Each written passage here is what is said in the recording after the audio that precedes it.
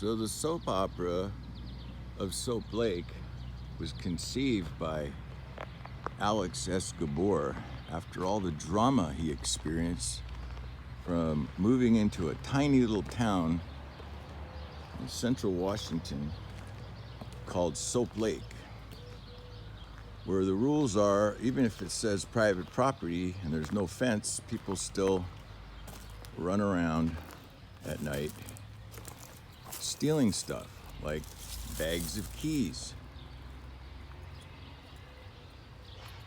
And there's an ordinance against this stuff too. You can't post bills on the telephone poles. This house was torn out because it was abandoned. This house burned down by a guy who was pissed off at the former police chief, who picked him up and body slammed him to the ground because he was acting crazy. He was a white guy. Here we have DW Excavating doing work on the road right across the street. So this house, you can call it a house, a tiny house, was put here by the lady whose son burnt the house that used to be here down. Took him a couple years to haul away this crap pile of burnt out, gutted house. And right there is where Michael Eugene Power used to live.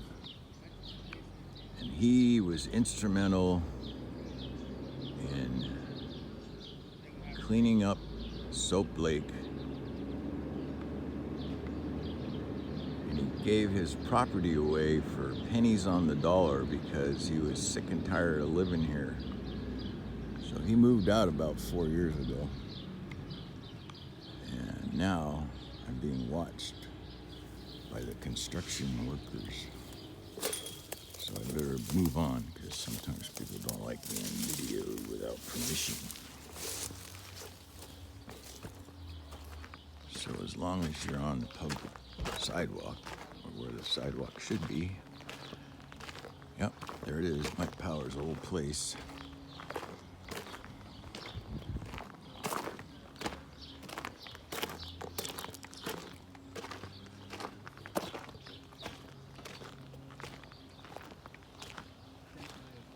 And this here is the water meter, the famous water meter. And there's a whole story that goes behind this water meter.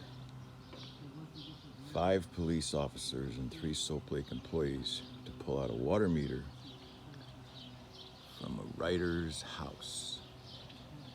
The writer writes, "I'm done writing."